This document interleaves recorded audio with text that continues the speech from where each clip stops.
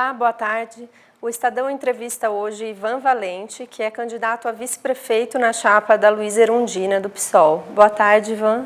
Boa tarde a todos os telespectadores. Acompanham essa entrevista também o jornalista da Rádio Estadão, Raíssen Abac, e a editora do broadcast político, Elizabeth Lopes. Boa tarde. Boa tarde. Candidato, o candidato do PT, o atual prefeito Fernando Haddad, ele diz que a candidatura dele é a única candidatura viável da esquerda. Na avaliação de vocês, existe algum risco do eleitor comprar essa versão dele, do eleitor da Erundina, né? E no fim pensar num voto útil e votar no Haddad, já que ele está em quarto lugar nas pesquisas? Eu acho que essa questão ela não se coloca no momento, embora muitos petistas estão sonhando com essa proposta, porque, veja, o candidato Haddad, ele teve um teto, ele teve uma imensa dificuldade de crescer. Lembrando que ele teve 3 minutos de TV, enquanto nós tínhamos 10 segundos, e a máquina da prefeitura na mão, né? Então, ele tem uma rejeição muito alta da administração e uma rejeição do seu partido. Então, não é simples essa questão. Segundo, que o eleitorado do PSOL, quem vota na Luíza Erundina, mesmo que houvesse uma vontade nessa direção, você não transferiria nem 20% dos votos. Isso é detectado pelo próprio Ibope, né? Porque aqueles que querem uma proposta verdadeiramente de esquerda, que é a que identifica o PSOL, né? Por isso, inclusive, ela não caiu nas pesquisas. Aí, na última hora, não se esperava uma tendência de desidratação, houve uma subida. Vamos esperar os outros resultados. Agora, é óbvio que o eleitor tem o seu pragmatismo, então ele pode optar ou não por uma via dessas. Mas a situação dele não é uma situação de iminência de segundo turno, né? Então, essa questão não está colocada como uma iminência, né? Está apenas como uma tendência ao crescimento. Ontem mesmo, o Ibope deu 1% de crescimento para a Luíza Erundina, para o Haddad e para a Marta Suplicy, né? Então, não é uma tendência à subida meteórica, né? Então, eu acredito que essa questão vai se resolver, assim, primeiro turno, democraticamente, se resolve com a melhor proposta. E nós temos a melhor proposta e a melhor candidatura, do ponto de vista político, programático e ético, né? E no segundo turno, aí é uma outra discussão. Quem for para o segundo turno sempre é discussão. Você pode votar no menos pior, né? Ou você achar que não tem nem menos pior, pode anular o voto. Mas, Ivan, você acha que hoje, no nosso cenário, o eleitorado, a massa, diríamos assim, a massa, ela sabe que é esquerda, que é direita? Você acha que ela está votando mais num candidato que tem mais tempo na TV, que aparenta, né, ser um candidato diferente, mais bem preparado?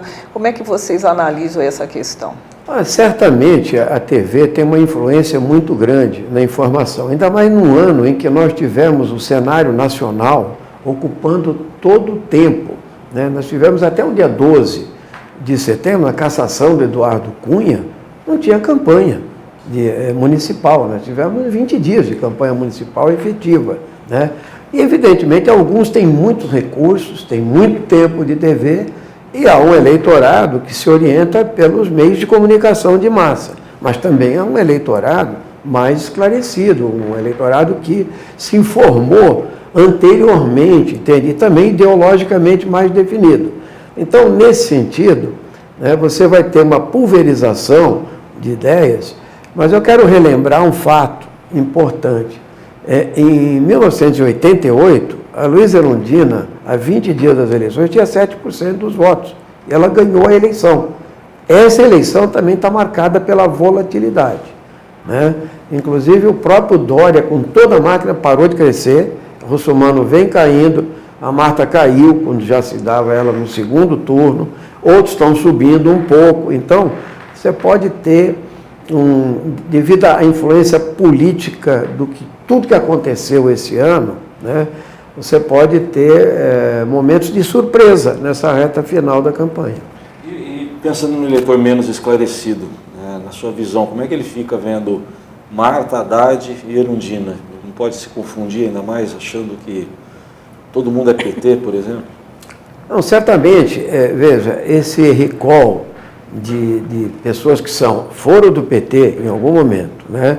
E também são prefeitos, ou seja, tiveram à frente da máquina pública, e num primeiro momento isso se esclarece, né? Quer dizer, pode causar confusão, perdão, mas posteriormente se esclarece. O que eu quero dizer com isso?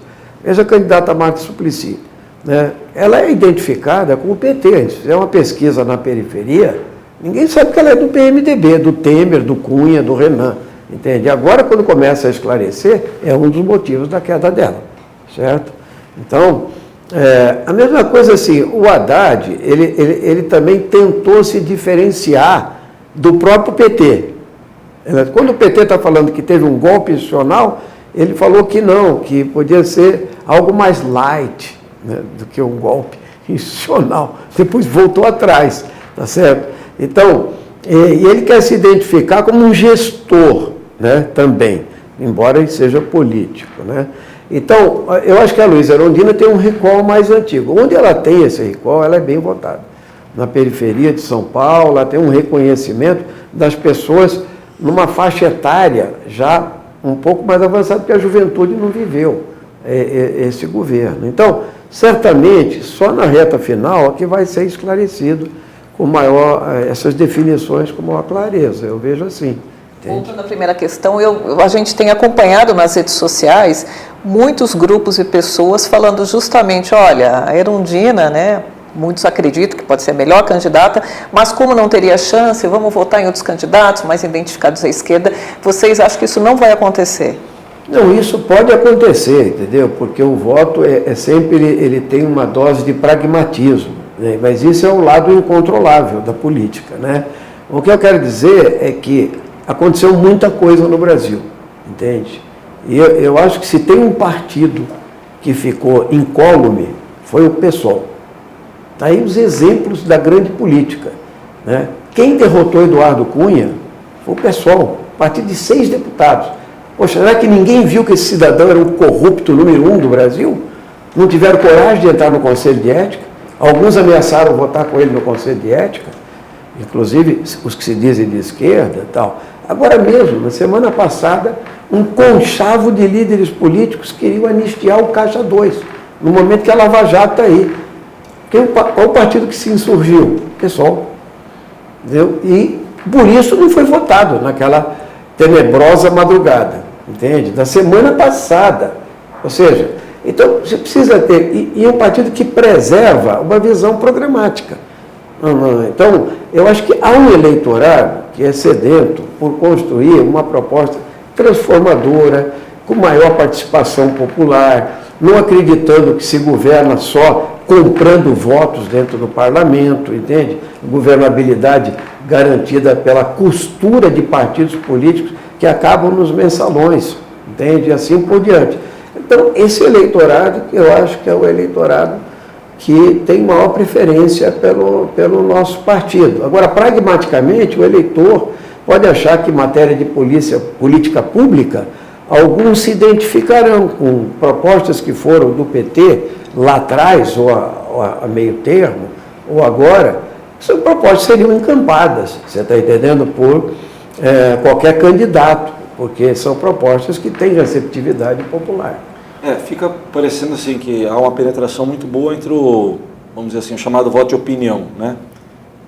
Agora, como falar para os não convertidos? Como é que se traz os não convertidos? Eu queria só dizer o seguinte, o pessoal é forte, sim, no voto de opinião, é só ver, inclusive, as pesquisas, aí, a estratificação das pesquisas, mas a Erundina tem um recall popular, entende? Ela tem uma parcela popular, né? E essa questão de você abranger o conjunto do eleitorado, que você está perguntando, ela é referente à seguinte questão. Nós vivemos um momento político ímpar no Brasil. Milhões de pessoas foram à rua pelo fora Dilma, certo? Então, na minha opinião, com uma visão conservadora, mas não todos. Alguns só queriam mudança mesmo. Mas esses milhões não eram a favor do Fica Temer. Não, tanto que há uma insatisfação enorme, né, com o governo atual e, pior, com o que virá. Porque o que virá é maldade para o povo brasileiro, para a trabalhadora, e para o trabalhador é perda de direitos, etc. Mas não há ainda esse esclarecimento. Então, nós navegamos numa eleição municipal que está envolvida, entende, num clima político que vai se desvendar talvez um pouco adiante. Não é à toa que o Dória não quer saber de discutir questão nacional, né? Não é à toa que o PSDB abandonou ontem a reunião com o Temer, entende, sabendo que o seu candidato está em primeiro, porque eles queriam falar quando que eles iam mandar a reforma da Previdência, assim por diante. Então, isso tudo, para atingir esse eleitorado, é óbvio, você teria que ter meios para isso. Nós fazemos na medida do possível, não, com o nosso tempo de TV, com a capilaridade que o partido tem, e assim por diante. Mas nós estamos fazendo aquilo que é necessário fazer, entende? Falando um pouco de cidade, teve um internauta que está acompanhando a nossa entrevista pelo Twitter e pelo Periscope. Ele pergunta se a chapa de vocês tem alguma proposta em relação à reforma tributária do ponto de vista municipal. Existe uma proposta de imposto voluntário, né, no programa de governo? Eu já respondi essa questão dizendo o seguinte, essa é mais uma proposta. A questão tributária para a gente é a base para se dizer o seguinte, como é que eu vou fazer para melhorar a saúde, a educação, o transporte e a moradia? Então, primeiro vem as grandes questões, que é a auditoria da dívida do município, que é a cobrança da dívida ativa do município, que você cobrar 5% apenas dos devedores que caloteiam a prefeitura, se obtém 3 bilhões de reais, tá certo? E como que faria como seria feita essa cobrança? Cobrando. Diretamente? Diretamente, porque os governos que entram, é o seguinte, eles não mexem com aqueles que são devedores, entende? Na verdade, são as grandes empresas que devem à prefeitura. E você fazendo uma reforma tributária progressiva, com justiça, com pedagogia também. Vou dizer para você, o Dória respondeu num debate que ele paga 250 mil de IPTU na mansão que ele tem, né? Que está avaliado em 12 milhões pelo valor venal, mas o valor real é 50 milhões. Então ele deveria pagar 1 milhão, mas esses é que tem que pagar. 98% da população não tem que pagar nem IPTU, entende? Então isso é reforma tributária, entende? Quem tem mais, paga mais, é progressivo. Então, aqui no Brasil se tem uma ideia de que ninguém deve pagar imposto, já se paga muito imposto, depende. O problema é que se paga muito imposto, para quem paga é o pobre, através do ICMS, que é um imposto sobre o consumo. Quer dizer, vou dar um exemplo para o nosso internauta aí. A mesma dúzia de ovos que um cidadão que ganha um salário mínimo paga de imposto, entende? O cidadão mais rico de São Paulo, entende? Paga a mesma coisa, um empresário rico. Então, essa é que é a reforma tributária, ela é nacional e ela é municipal. Aqui também você teria que ver a sua, em matéria de IPTU, de TBI, entendeu? Transmissão de grandes fortunas, de heranças e assim por diante. Tudo isso faz parte de um conjunto. Agora, quando a gente pensa na reforma tributária, nós estamos pensando como é que a gente vai arrecadar mais para ter dinheiro para a saúde, para a educação, transporte. Nós não fazemos propostas abstratas, entende? Todo mundo fala, estou contratando 2 mil médicos, mas onde vai sair o dinheiro? Aí eles vão votar, lá em Brasília, na PEC 241.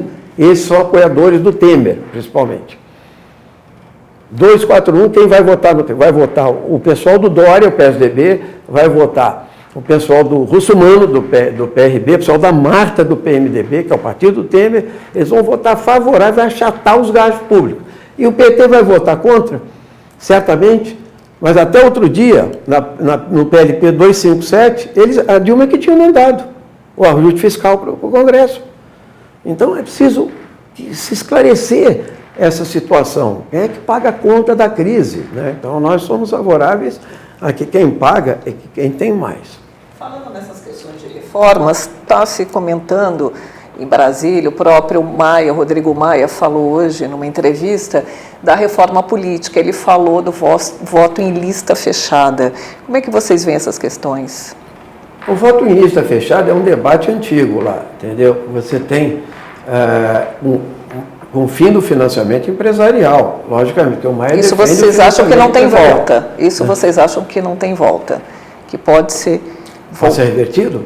Pode. Certamente é uma enorme pressão no Congresso. Ele não sabe fazer campanha olho no olho do eleitor, sem contratar milhares de cabos eleitorais e marqueteiros famosos. Entende? Estão desesperados para voltar ao financiamento privado de campanha. Certamente eles vão tentar.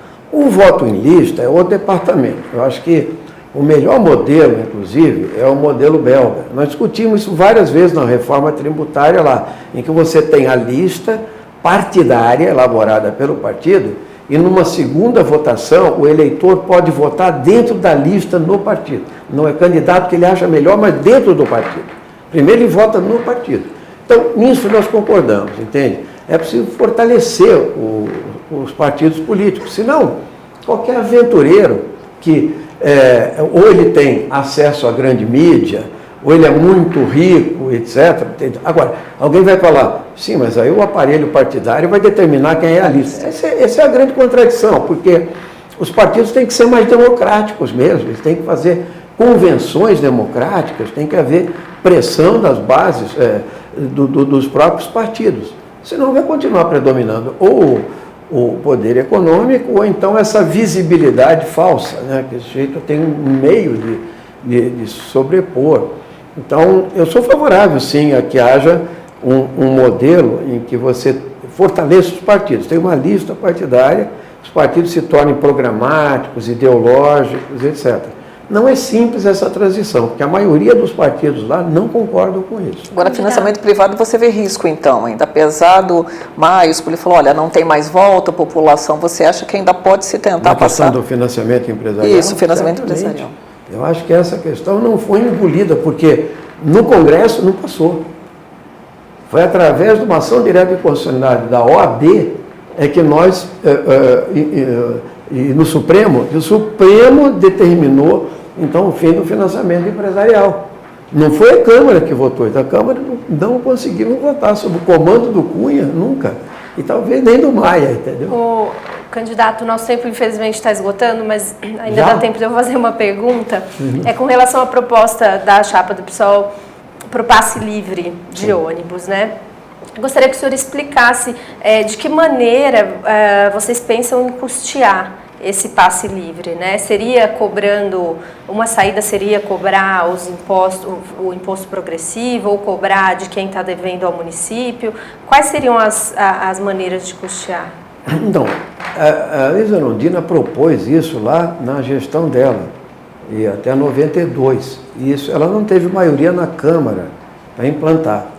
Mas de lá para cá, só para lembrar que a Luísa Erundina e os seus secretários de Fazenda deixaram a prefeitura com caixa em campanha, que o Maluf dilapidou, certo? Então, naquele momento, você tinha condições de fazer isso, mas o lobby das empresas de ônibus em cima dos vereadores, que era a maioria, impediram isso.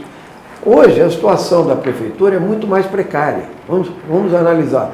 Nós pagamos 28 bilhões de reais e a dívida cresceu para 60 e tantos bilhões. Só agora que ela está sendo renegociada. Então, é uma sangria de 3, 4 bilhões por ano para pagar a dívida e ela cresce. Então, você tem uma situação diferenciada e uma crise econômica de baixa arrecadação, de dinâmica econômica. Então, você vai ter que partir para questões que sejam pedagógicas, no sentido que o cidadão ele saiba que ele tem direito à mobilidade. Aliás, passou, a emenda constitucional virou PEC, virou Constituição, direito à mobilidade. Como tem o direito à educação pública, gratuita e de qualidade, a saúde pública, gratuita e de qualidade, tem direito à mobilidade. E essa PEC é da Luísa Erundina. Entende? Por exemplo, eu passei uma lei na Câmara, entende? E que obriga todas as planilhas de custo a ser expostas na internet, transparência total nas planilhas de ônibus. Quando chegou no Senado, um lobista lá está impedindo toda vez de ser votado e o Renan não coloca em votação. Então, isso é uma maneira de... Agora, você tem condições de implantar a tarifa? Hoje não. Você teria que fazer uma coisa pedagógica, nos fins de semana, interbairros, mostrando e até ganhando o próprio cidadão por direito que ele tem. Porque hoje isso é uma luta política. O cidadão que vai trabalhar numa empresa, Primeiro que ele gasta 2, 3 horas, e segundo, ele não se sente com direito, ele incorporou no orçamento dele que ele tem que pagar o transporte. Mas o sujeito, o empresário que contrata, digamos assim, ele não incorporou isso, a mobilidade, a chegada do trabalhador, entendeu? Ela podia ser computada. Para isso você tem que ter realmente base econômica. Antigamente se pensava numa cesta de impostos, mas tem que levar em conta a crise. Mas é possível começar com um projeto piloto, em fins de semana, alimentando atividades culturais, o direito à mobilidade no fim de semana, intrabairros e assim por diante. E você ganhar essa ideia. Tem cidades no mundo nessa direção já, entende? Mas é preciso ganhar a própria população e mostrar que há o direito à mobilidade, até garantido na Constituição. Ok. O senhor gostaria de fazer alguma consideração final antes da gente encerrar?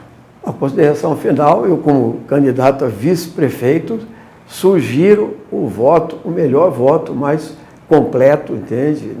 Numa proposta que eu acho que é a melhor para a cidade de São Paulo e para a população de São Paulo, Luiz Erundina, prefeito.